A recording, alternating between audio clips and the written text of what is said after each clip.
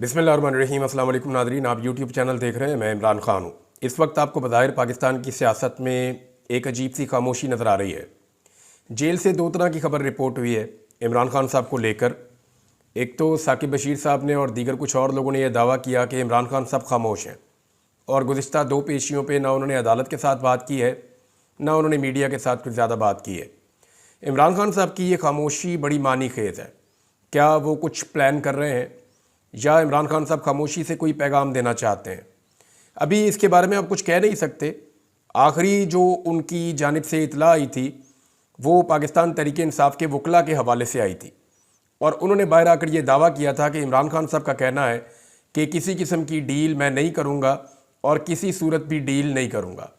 यही बात इमरान खान साहब की बहनों ने भी बाहर आकर कही थी। उसके बाद से एक तरफ तो रिपोर्ट किया जा रहा है कि इमरान खान साहब की एक अजीब खामोशी है और वो बात नहीं कर रहे या उन्होंने कुछ ज़्यादा बात नहीं की। दूसरी जानिब इमरान खान साहब के जो वकील हैं खालिद यूसुफ चौधरी एडवोकेट, उनका ये कहना है कि इमरान खान साहब बोले हैं और उन्होंने बात की है और वो ये कह रहे हैं कि दोनों मौक़ों पर बात की है लेकिन उनकी बातचीत रिपोर्ट नहीं हुई। अब इसके बारे में मुकम्मल तफसीलात कल मैं यानी आज ही के दिन में मैं सारा दिन में हासिल करूँगा, कुछ चीज़ें आपके साथ शेयर करूँगा। लेकिन एक चीज़ जो कन्फर्म है वो मैं आपको बता देता हूँ और वो ये है कि पाकिस्तान तहरीक इंसाफ के अंदर एक खिचड़ी पक रही है और एक तैयारी हो रही है और ये हर पैमाने पर हो रही है। ऐसा नहीं है कि पाकिस्तान तहरीक इंसाफ के लोग हाथ पर हाथ रख के बैठे हुए हैं। ये जो अली अमीन गंडापुर के बार बार अब स्टेटमेंट्स आ रहे हैं कि हमें फाइनली एक बड़ा एहतजाज करना पड़ेगा, ये जो शेर अफजल मरवत ने कहा कि मुझे लाखों लोग चाहिए, ये जो बात की सलमान अकरम राजा ने कि हमें 8 लाख 4 लाख कोई 3 लाख कहता है, हमें इतनी तादाद में लोग चाहिए, और जब इतने लाख लोग बोले जाते हैं तो फिर ये वो वाली तादाद नहीं है कि जहाँ पे लोग एक सड़क पे इकट्ठे हो गए तो लाखों लोग कह के तो निकल लिए। नहीं, अगर किसी जगह 50,000 आदमी इकट्ठा हो जाता है तो वो लगता है ऐसे ही है जैसे 5 से 10 लाख आदमी है। 5-5, 6-6 हज़ार का जलसा होता है पाकिस्तान में नॉर्मली पॉलिटिकल पार्टीज़ का, जिसको बाद में लाखों का मजमा कहा जाता है। सबसे बड़े जलसे सब मानते हैं पाकिस्तान तहरीक इंसाफ ने आज तक किए हैं। हालिया सियासत के अंदर जितनी जमातें इन्वॉल्व हैं इनमें तहरीक इंसाफ के जलसे सबसे बड़े हैं। बाकी सबके जलसे जो हैं वो उनसे 4-4 गुना छोटे हैं। अब लाखों की तादाद में लोग इमरान खान के लिए निकलेंगे। देखें, मोमेंटम बन जाए तो निकल भी सकते हैं और तहरीक इंसाफ ने कुछ चीज़ें तय की हैं कि लाखों लोग ना सिर्फ निकलें और निकल कर वहाँ पहुँचें जहाँ पे एहतजाज करना है, बल्कि कुछ चीज़ें ऐसी हैं जिनके बारे में इमरान खान साहब पहले ही इशारे दे चुके हैं। मिसाल के तौर पे इमरान खान साहब एक बड़ी स्ट्रीट मूवमेंट की बात कर चुके हैं कि लोगों को ये कहा जाएगा कि ठीक है, अब हमने एहतजाज शुरू कर दिया है और मुख्तलिफ इलाके बंद करने के बाद शाहराहों पे लोग आकर बैठ जाएं और जो लोग वहाँ नहीं आ सकते वो अपने घरों से निकलें और अपने इलाकों में निकल कर धरना दें और वहाँ बैठें और एहतजाज शुरू करें, जिसे स्ट्रीट मूवमेंट कहा जाता है। एक और चीज़, इमरान खान साहब एक भूख हड़ताल के बारे में भी लगातार कहते चले आ रहे हैं और अगर वो भूख हड़ताल करते हैं उसका इम्पैक्ट आलमी सतह पे बहुत ज़्यादा होगा, क्योंकि इस वक्त इंटरनेशनली जो इमरान खान साहब की आवाज़ है वो लगभग सबसे बुलंद हो चुकी है पाकिस्तान में। बड़ी तेज़ी से उनकी बात पूरी दुनिया में पहुंच रही है और इमरान खान साहब की जो पार्टी के लोग हैं वो बड़े मुतहर्रिक अंदाज में उनकी कंपेन को अमेरिका में, बरतानिया में, स्कैंडिनेवियन कंट्रीज़ में, यूरोप में, ऑस्ट्रेलिया में, इन तमाम मुल्कों में बड़ी कामयाबी के साथ चला रहे हैं। और अगर पाकिस्तान तहरीक इंसाफ ने जो मोमेंटम बाहर पकड़ा हुआ है वो पाकिस्तान में पकड़ लेती है तो एक बहुत बड़ा मुनज़्ज़म एहतजाज अगर वो करने में कामयाब रहती है तो ये हुकूमत टिक नहीं पाएगी उसके सामने। मैं आपको एक बात बता दूं, पाकिस्तान में जितनी भी तहरीकें होती हैं ना, ये फैक्ट मैं आपके सामने रख रहा हूँ, पाकिस्तान में जितनी भी तहरीकें होती हैं उनमें पॉलिटिकल पार्टीज़ के सामने 3-4 बड़े सवालात होते हैं। जो 3 बड़े सवालात होते हैं ना बुनियादी तौर पर, वो पता क्या होते हैं? पहला सवाल ये होता है कि इतने बंदे कहाँ से आएंगे। कोई भी तहरीक चलाने के लिए आपको सबसे पहले बंदे चाहिए होते हैं। दूसरा सवाल ये होता है कि इतने फंड्स कहाँ से आएंगे। लोगों को निकालना है, खाना खिलाना है, लेकर जाना है, ट्रांसपोर्टेशन करनी है, वहाँ ख्याल रखना है, फंड्स कहाँ से आएंगे। नंबर 3, लोग चार्ज कैसे होंगे, लोगों में जोश और जज्बा कैसे आएगा। तो देखिए, बंदे लाने के लिए ड्यूटियाँ लगाई जाती हैं, सरकारी बंदे लाए जाते हैं, पटवारी लाए जाते हैं, सरकारी मुलाजिम, मजदूर, पैसा बहुत खर्चा जाता है। फंड्स इकट्ठे करने के लिए इन्होंने सरमायाकार रखे हुए हैं जिनसे ये फ़ायदे उनको देते हैं और जब कभी एहतजाज करना हो या कोई ऐसा मौका हो या इलेक्शन हो तो उसमें ये उनसे बहुत ज़्यादा पैसा ले लेते हैं। और लोगों को चार्ज कैसे किया जाए उसके लिए जनाब नगमे हैं, तकारीर हैं, गाने बजाने हैं, जज्बाती नारे हैं, माहौल बनाया जाता है। कुछ मौक़ों पर मसनूई सख्ती भी करवाई जाती है कि जनाब हमारे घरों में थोड़े छापे वापे मार दें, थोड़ा सा हम ड्रामा कर दें, थोड़ा सा आप ये कर दें कि हमारे 2-4 कारकुनों को गिरफ्तार कर लें, थोड़ा सा 1-2 जगह पे लाठी चार्ज कर दें ताकि एक माहौल बन जाए। जैसा एक नूरा कुश्ती हुई थी, आपको याद होगा, जब अदलिया बहाली की तहरीक चल रही थी तो मैं वहीं पे मौजूद था। एक डीएसपी आया और उसने ख्वाजा साद रफीक साहब के कान में कहा कि रास्ता यहाँ से खोल दिया हमने और यहाँ से करके आप निकलेंगे तो आगे कोई कंटेनर नहीं होगा, सिर्फ ये कपड़े का तंबू है, इसको फाड़ना है आपने अपनी गाड़ी से और यहाँ से निकल जाना है आपने, और हम 2-4 शैल आंसू गैस के चला देंगे। तो ये सारी चीज़ें उस वक्त तय हो गई थी और फिर नवाज शरीफ साहब को निकाला गया और उसी तरीके से वहाँ से वो निकल कर चले गए। बल्कि हमजा शहबाज क्योंकि गाड़ी चला रहे थे तो उनको ला के दिखाया गया कि ये वाला वो टेंट है जिसको आपने फाड़ के यहाँ से गाड़ी मार के निकालनी है, पीछे वाली तारें हटा दी गई हैं, आगे कंटेनर थे वो भी हटा दिए गए।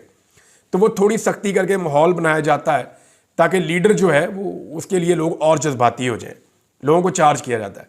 अच्छा, पाकिस्तान तहरीक इंसाफ के लिए तीनों मसाइल नहीं है, ना उनके लिए फंड्स का मसला है।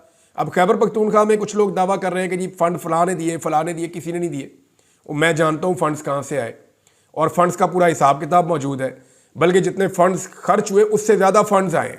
मैं दावे के साथ आपको ये कह रहा हूँ कि किसी ने अपने घर से अपनी ज़मीनें बेच के और अपने जायदाद बेच के पैसा नहीं दिया इन एहतजाजों के लिए। ये पैसा जो है वो पब्लिक ने दिया है और ये पब्लिक का पैसा है जो इस्तेमाल हुआ है एहतजाज के अंदर। लोगों ने दिया एहतजाज करने के लिए, लोग पाकिस्तान तहरीक इंसाफ को देते हैं। अब अगर कोई हिसाब मांगेगा तो मैं पूरा का पूरा हिसाब किताब खोल के सामने रख भी दूंगा, और अगर कोई ये कहता है कि वो पैसा अपने जेब से दिया है तो मैं आपको ये भी बता देता हूं कि जितना पैसा आया है वो भी पूरा अभी खर्च नहीं हुआ। तो फंड्स का भी मसला नहीं है तहरीक इंसाफ के लिए। लोग चार्ज कैसे होंगे? लोग तो पहले से ही बहुत गुस्से में, जो सूरत हाल हुकूमत ने बना दी है। यानी मैं आपको एक खबर अभी यहाँ बता देता हूँ इसी हवाले से कि हुकूमत ने जो सूरत हाल बनाई है। IMF वाली खबर है वो मैं आपको बताता हूँ, लेकिन पहले एक खबर और ले लें आप, ये भी बहुत इंपॉर्टेंट है। एक तो पाकिस्तान तहरीक इंसाफ का मैंने आपको बताया कि वो प्लान कर रहे हैं एहतजाज के लिए, और खैबर पख्तूनख्वा से इस दफ़ा वो सोच रहे हैं कि क्वालिटी के बजाय क्वांटिटी में लोग निकाले जाएं, बहुत बड़ी तादाद में लोगों को इकट्ठा किया जाए।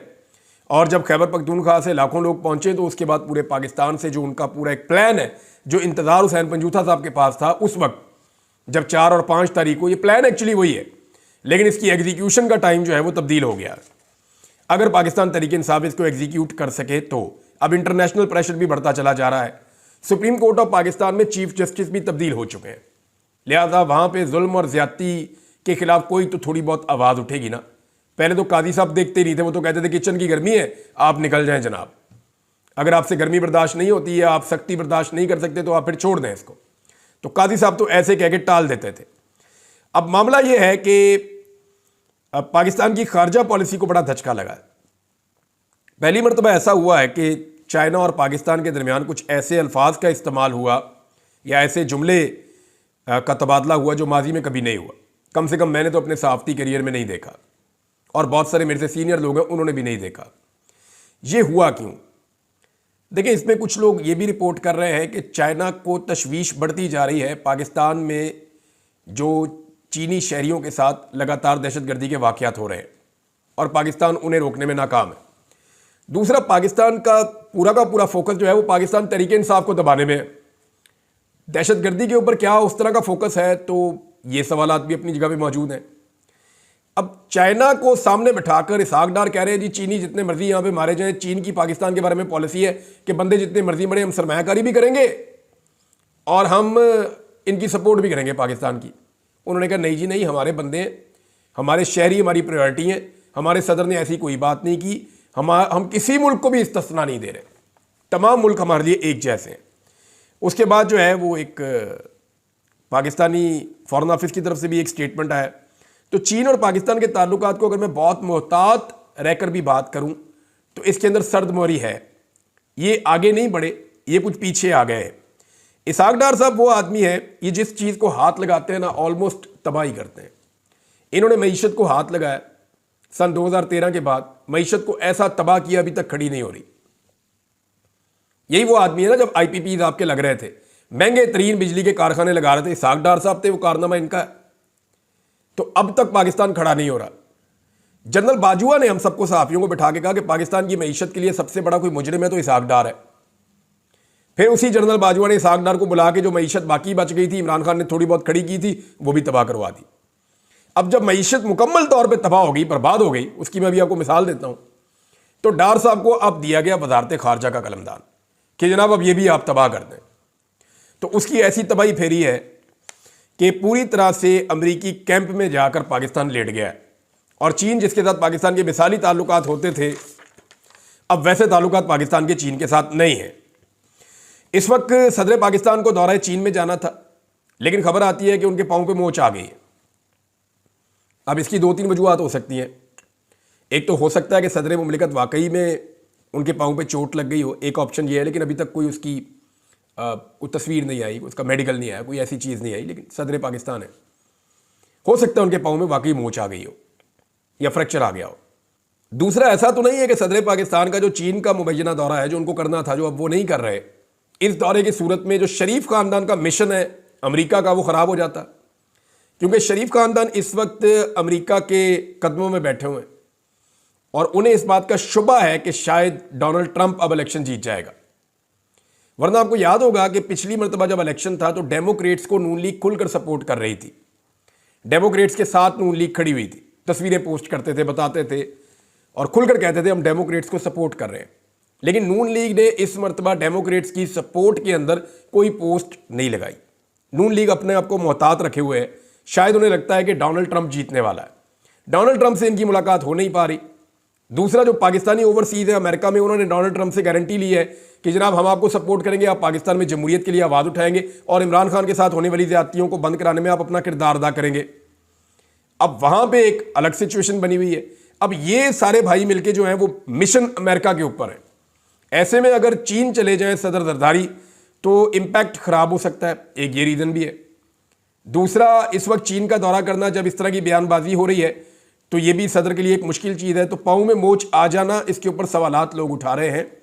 और लोग तो जालिम है जी, वो तो फिर हर एक बात का ताना देंगे, बातों बातों में जो है वो चीन का जिक्र भी ले आएंगे, कभी अमेरिका का भी आ जाएगा। तो वहाँ पे जिक्र आ गया है आसिफ अली जरदारी साहब की मोच को लेकर चीन और अमेरिका के साथ पाकिस्तान के ताल्लुकात और मौजूदा सूरत हाल के हवाले से। अब आ जाए जनाब आप एक और खबर की तरफ, और ये बड़ी खबर है। शहबाज राणा साहब ने ये खबर दी, उनका क्रेडिट है और इसकी जो तफसीलात है मैंने बहुत आसान करके आपके लिए रखी। हुआ ये कि पाकिस्तान ने 25 सितंबर को IMF के साथ मुआहदा मुकम्मल कर लिया था। इसके बदले में IMF ने कहा पाकिस्तान को $7 अरब वो देगा 37 महीने में। अच्छा, IMF ने और पाकिस्तान ने जो चीज़ें तय की थी, हमने आपको उस वक्त बताया था कि ये डूएबल नहीं है, मुमकिन नहीं है, पाकिस्तानी सियासतदान किसी और दुनिया में रहते हैं, ये IMF के साथ झूठ बोल रहे हैं। अब हुआ ये है कि IMF के साथ मिलकर पाकिस्तानी हुकूमत ने जितने अहदाफ रखे थे उनको पूरा करने में नाकाम रही। और नाकामी के पीछे जो 2 जिम्मेदारान है, एक फेडरल गवर्नमेंट है यानी शहबाज शरीफ और दूसरी पंजाब गवर्नमेंट है यानी मरियम नवाज। बाकी सब ने कुछ ना कुछ रोल प्ले किया है। इन 2 लोगों ने तबाही फेरी।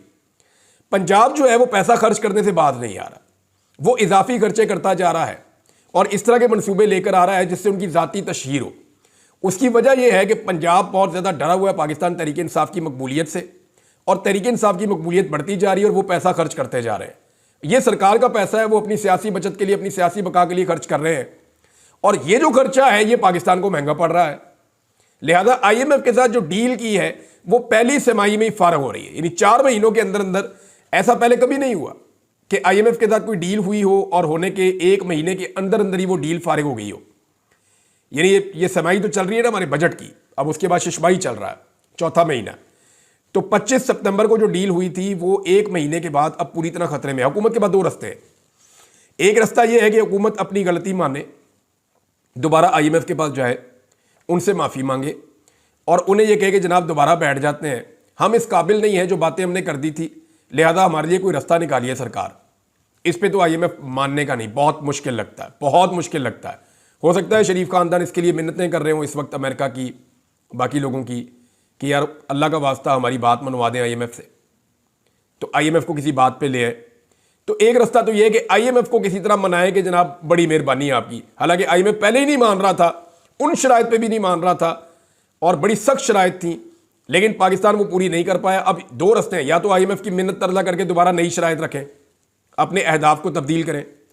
और दूसरा तरीका यह है कि फिर अपनी गलती तस्लीम करने की बजाय IMF की वो वाली शर्त माने जिसमें उन्होंने कहा था कि अगर आप अपने अहदाफ मुकम्मल नहीं कर पाएंगे तो फिर आप अपने मालियाती खसारों को पूरा करने के लिए अवाम पे टैक्स के ऊपर टैक्स, टैक्स के ऊपर टैक्स, टैक्स के ऊपर टैक्स लगाते जाएंगे। दूसरा रास्ता यह है कि अवाम के ऊपर टैक्सों का मजीद बोझ डाल दें। अब इस वक्त हुकूमत जो है वो जाली आदादो शुमार जाहिर कर रही है कि महंगाई कम हो गई है। हालांकि आप जो अपना किचन चलाते हैं, आप लोग मुझे इस वीलॉग में बता दें, क्या आप लोगों के घर के किचन का बजट कम हुआ या ज़्यादा हो गया? क्या जो चीज़ें आप खाते हैं या इस्तेमाल करते हैं उनकी कीमत कम हुई या ज़्यादा हुई? पेट्रोल की कीमत कम हुई या ज़्यादा हुई? डीजल आपको क्या सस्ता मिल रहा है? इमरान खान के दौर से अगर आप मवाजना करें तो आज महंगाई दुगनी से ज़्यादा है।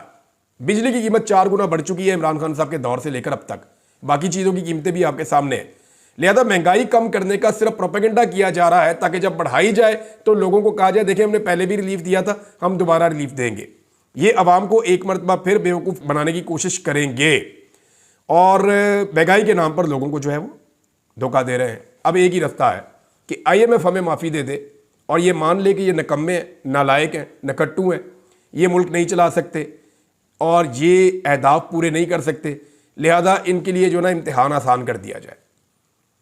अब इम्तिहान आसान करते हैं तो पैसे पूरे नहीं होते IMF के, और जो कर्जा देता है वो तो कर्जा देता ही इसलिए कि वो पैसे पूरे करे। और दूसरा रास्ता ये है कि ये हुकूमत अवाम के ऊपर टैक्सेस लगाए, और मुझे शुबा ये है कि ये अवाम के ऊपर खुदा न खास्ता मजीद टैक्सेस लगाएंगे। अब एक तरफ ये टैक्सेस लगा रहे हैं, दूसरी तरफ जरा इनके अल्ले तल्ले आप देख लें। यहां आपको एक खबर बताता हूं, ये ARY पे चली है और खबर के मुताबिक जो इक्तसादी राब्ता कमेटी है उसने सदर पाकिस्तान और वज़ीर आज़म पाकिस्तान के जो VVIP तैयारे हैं उनके लिए $1.8 अरब की मंजूरी दे दी है। यानी तैयारों को ओवरऑल करना है, उनको ज़रा सेट करना है। उधर 10 अरब रुपया लगा उसका पूरी की पूरी PIA का, पूरी एयरलाइन का, पाकिस्तान एयरलाइन का, और 2 अरब रुपया ये खर्च कर रहे हैं सिर्फ अपने तैयारों की जो VVIP तैयारे हैं उनकी ओवरऑलिंग के लिए। तो जनाब ये है इनकी प्रायोरिटीज़। उधर सुप्रीम कोर्ट ऑफ पाकिस्तान से कुछ खबरें हैं मेरे पास। जस्टिस याह्या अफरीदी ने कुछ ऐसे इकदाम किए हैं जिन्होंने काजी फायद ईसा साहब के इकदाम को उल्टा दिया है। वो इकदाम मैं आपके सामने रखना चाहता हूं ताकि आपको पता चले कि काजी साहब के जाने के बाद उनकी कौन सी गलत चीज़ें हैं जिनको जस्टिस याह्या अफरीदी ने ठीक किया। नंबर 1, जस्टिस मुनीब अख्तर को जो प्रैक्टिस एंड प्रोसीजर कमेटी में से निकाला गया था उन्हें वापस शामिल किया गया। नंबर 2, एडहॉक जजेस फुल कोर्ट के इजलास से बाहर कर दिए गए जो काजी साहब के चहीते थे। रिसर्चर्स कुछ काजी फायद ईसा साहब ने निकाल दिए थे और इसके ऊपर गलत बयानी भी की थी अदालत में, वो रिसर्चर्स जो है उन्हें वापस बुलाया गया। इंतजामी अमले की तब्दीली की खबरें भी आ रही हैं। 6 जजेस जिन्हें काजी फायद ईसा साहब ने फरामोश कर दिया था इस्लामाबाद हाई कोर्ट के, उनको बुलाकर उनसे मुलाकात भी की है। जस्टिस मंसूर अली शाह साहब का फार्मूला केसेस की जल्द सुनवाई के हवाले से उस पर अमल दरामद कर रहे हैं। तनाज़ात के हल के लिए जो कमेटी है उसमें काजी फायद ईसा साहब ने जो जजेस पे एतमाद नहीं किया था, जस्टिस याह्या अफरीदी साहब ने उनको दोबारा मौका दिया है। ये वो सारी चीज़ें हैं जो एडमिनिस्ट्रेटिव है, अदालत के इंतज़ामी उमूर है। और यहाँ पता चल रहा है कि काजी फायद ईसा से जस्टिस याह्या अफरीदी की जो पॉलिसी है अदालत के इंतज़ामी उमूर में मुख्तलिफ है। लेकिन जब बड़े केसेस उठाए जाएंगे तो तब पता चलेगा कि वाकई पॉलिसी तब्दील हुई है या सिर्फ परसेप्शन तब्दील की जा रही है। नाज़रीन, आरिफ अलवी साहब ने एक बात की है कि जजों को जो बढ़ाने की जो कोशिश की जा रही है, जजों की तादाद को, इसके हवाले से उन्होंने एक स्टेटमेंट दिया। डॉक्टर आरिफ अलवी साहब का कहना है कि हमारी सुप्रीम कोर्ट के जजेस की तादाद 17 है, 25 करोड़ की आबादी है। भारत में 34 है, उनकी 150 करोड़ की आबादी है लगभग, पाकिस्तान से 5-6 गुना ज़्यादा है वो, और 34 जज हैं उनके। अमेरिका में 9 जजेस हैं और उनकी आबादी पाकिस्तान से ज़्यादा है। हुकूमत जजेस की तादाद 25 इसलिए करना चाहती है कि आइनी तरमीम के बावजूद उन्हें खौफ है कि कहीं झूठा मैंडेट धड़ाम से ज़मीन बोस ना हो जाए। ये जनाब आरिफ अलवी साहब कह रहे हैं और बात तो ठीक है। और खबरें आपको अगले वीलॉग में देते हैं। अब तक के लिए इतने, अपना ख्याल रखिएगा, अपने इस चैनल का भी। अल्लाह हाफिज़।